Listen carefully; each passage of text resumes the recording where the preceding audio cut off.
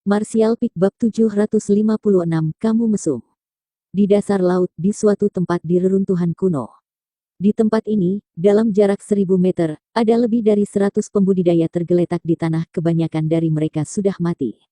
Hanya seorang pria dan seorang wanita yang masih menunjukkan tanda-tanda kehidupan, tetapi mereka berdua dalam keadaan koma. Di depan para pembudidaya ini ada bola cahaya bercahaya yang terus-menerus memancarkan beberapa fluktuasi energi halus. Saat fluktuasi ini menguat dan melemah, cahaya dari bola juga berdenyut, terkadang cemerlang dan menyilaukan, di lain waktu tampaknya hampir padam. Tiba-tiba, cahaya keemasan bermekaran dari bola cahaya. Saat aura emas ini muncul, ruang di dekatnya berangsur-angsur menjadi panas. Aura emas ini mulai meluas keluar dan segera meliputi seluruh wilayah, mengubah bola cahaya menjadi miniatur matahari keemasan, sensasi terbakar di udara menjadi semakin intens. Asteris kaca asteris. Suara sesuatu yang pecah terdengar. Pada saat yang sama, dua jiwa melesat dari bola cahaya, berputar beberapa kali, dan kemudian perlahan mendarat di dua tubuh yang terbaring di bawah. Sinar emas yang berasal dari bola cahaya perlahan meredup dan setelah beberapa saat, seluruh bola menjadi gelap.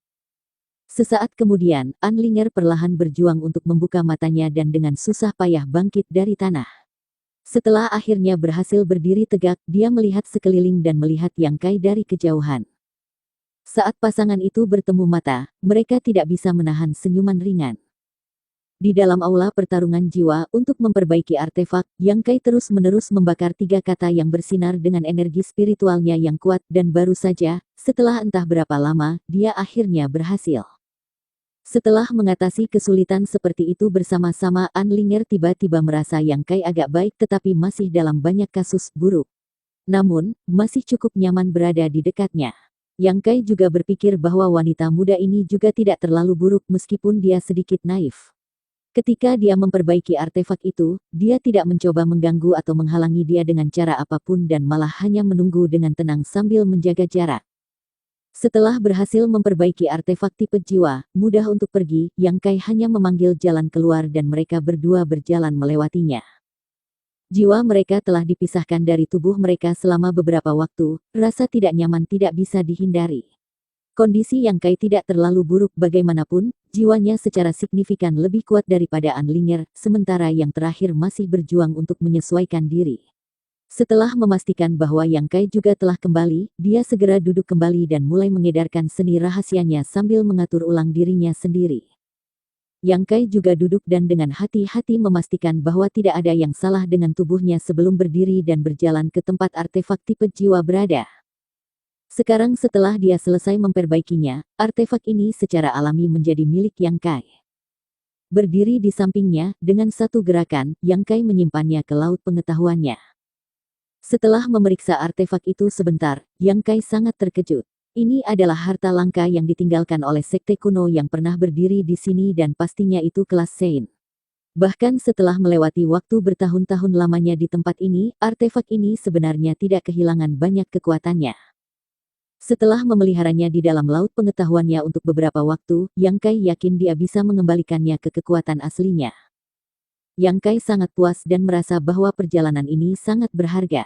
Sebelumnya dia telah memperoleh pil dengan pil clouds, membuatnya sulit untuk menahan kegembiraannya, dan sekarang dia telah memperoleh artefak tipe jiwa yang sangat cocok untuknya, dapat dikatakan bahwa panennya di sini lebih besar dari siapapun. Mengambil kembali kesadarannya, Yang Kai melihat sekeliling dan menemukan bahwa Anlinger masih bermeditasi sementara Hai Wanggu dan yang lainnya sudah mati. Yang Kai memikirkannya sejenak sebelum berjalan di antara tubuh dan memilah-milah berbagai tas semesta, mengambil apapun yang menurutnya berguna sambil membuang sisanya. Setengah hari kemudian, Anlinger perlahan membuka mata indahnya, setelah penyesuaian singkat ini, pada dasarnya dia telah pulih sepenuhnya. Melihat Yang Kai tampaknya menjaganya, Saites dari Nine Heaven Holy Land itu tersenyum, perasaan hangat yang tak bisa dijelaskan mengalir di hatinya. Bangun dan dengan lembut melangkah ke Yang Kai, dia bertanya, apakah kita akan kembali sekarang atau terus menjelajah? Aku ingin terus menjelajahi tempat ini. Setidaknya ada satu tempat yang perlu aku selidiki, sedangkan untuk kamu, bagus lakukan apapun yang kamu inginkan, jawab Yang Kai terus terang sebelum berjalan pergi. Melihat Yang Kai bertindak agak dingin terhadapnya lagi, Anlinger mengerucutkan bibirnya dan dengan cepat mengikutinya tanpa sepatah kata pun. Sesampainya di depan sebuah istana megah, Yang Kai tidak bisa menahan sedikit cemberut. Istana ini adalah yang awalnya dijaga oleh aula pertarungan jiwa, yang Hai Wanggu dan Pak Tua Cheng telah mengumpulkan lebih dari 100 pembudidaya bersama untuk didobrak berharap untuk menemukan lebih banyak harta. Tanpa diduga, setelah mendobrak penghalang di sekitar istana ini, jiwa semua orang telah ditarik ke aula pertarungan jiwa, benar-benar menggagalkan rencana awal mereka. Namun sekarang, ketika Yang Kai dan Anlinger memeriksa tempat ini, mereka menemukan tanda-tanda bahwa orang lain telah berada di sini baru-baru ini. Istana pada dasarnya telah diobrak-abrik dan segala sesuatu yang berharga telah dirampas.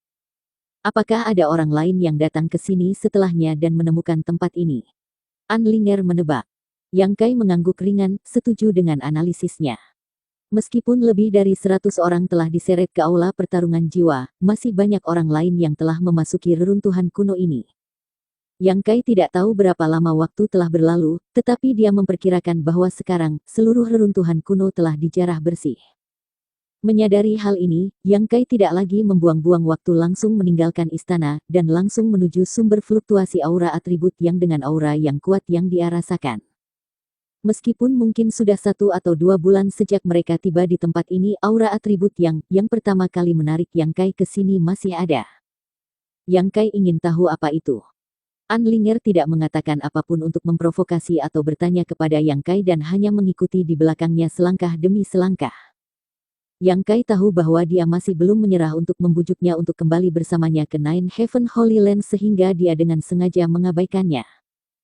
Setelah beberapa waktu, Yang Kai merasa dia semakin dekat dengan sumber energi atribut yang, tetapi bersama dengan energi atribut yang Kai juga merasakan fluktuasi khusus jenis lain.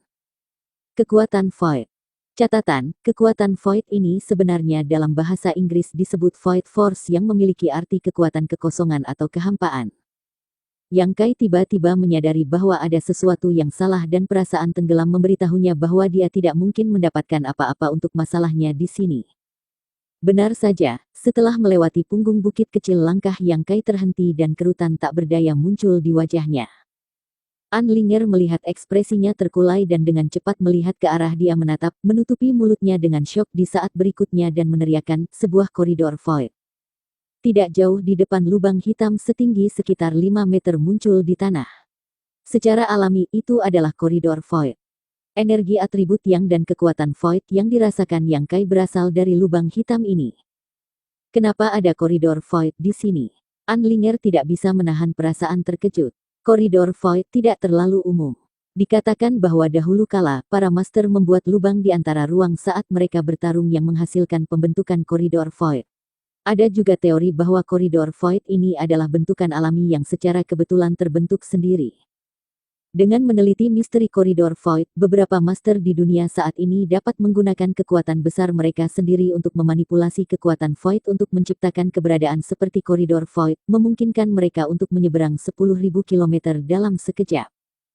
Chuling Xiao dari Soaring Heaven Sect memiliki kemampuan seperti itu. Namun, melakukan ini menghabiskan banyak waktu dan energi, jadi bahkan master sekuat Chuling Xiao tidak bersedia melakukannya jika tidak benar-benar diperlukan. Namun, koridor void semu yang dibangun oleh master ini dan yang biasanya sangat berbeda dalam hal stabilitas dan jarak transmisi. Ada koridor void di reruntuhan kuno ini cukup mengejutkan Anlinger. Itu misteri apa yang ada di sisi lain, mungkin ada di tempat lain di alam Tong Xuan atau mungkin dunia kecil misterius yang terpisah. Ayo kembali, Yang Kai berkata setelah hening sejenak. Meskipun sumber energi atribut yang sangat menarik baginya, dia tidak akan terburu-buru masuk ke dalam koridor void. Jika benda itu membawanya ke bagian yang jauh di langit berbintang, mungkin mustahil baginya untuk menemukan jalan kembali. Mengatakan demikian, dia bahkan tidak menunggu Anlinger menjawab sebelum melesat lurus terbang ke atas. Ah, tunggu aku! Anlinger berteriak dan segera mengejarnya. Sesaat kemudian, mereka berdua tiba di penghalang reruntuhan kuno, melewatinya, dan terjun kembali ke laut. Seketika, Yang Kai merasakan tekanan yang sangat besar dari segala arah, tampaknya mencoba untuk menghancurkan bahkan sampai ke tulangnya. Merasakan tekanan yang luar biasa ini, Yang Kai dengan cepat mendorong trukinya dan membuat gelembung di sekitar dirinya. Mata Anlinger berkedip dan terjun ke gelembung Truki Yang Kai berdiri di dekatnya dengan senyum santai di wajahnya. Kenapa kamu? Yang Kai memelototinya. Apa? Bukankah seorang saintis seharusnya murni dan mulia? Menempel begitu dekat dengan pria asing, apakah itu sesuatu yang seharusnya kamu lakukan?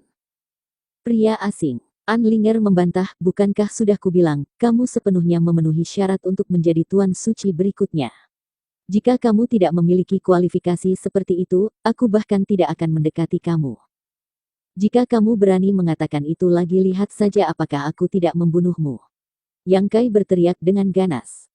Kamu mengatakan itu tetapi kamu tidak memiliki niat untuk bertindak untuk melakukannya. Anlinger tampaknya telah melihat sifat Yang Kai dan tidak lagi begitu mudah ditakuti olehnya. Yang Kai menggertakkan giginya saat dia menatapnya dengan jahat, senyum licik segera terbentuk di wajahnya. Apakah kamu mencoba memprovokasi aku? Apa menurutmu aku tidak punya cara untuk membereskanmu? Cobalah jika kamu berani. Anlinger balas menatapnya menantang. Seringai Yang Kai menjadi lebih lebar saat dia perlahan mulai mengambil kembali trukinya, mengecilkan gelembung di sekitar mereka berdua.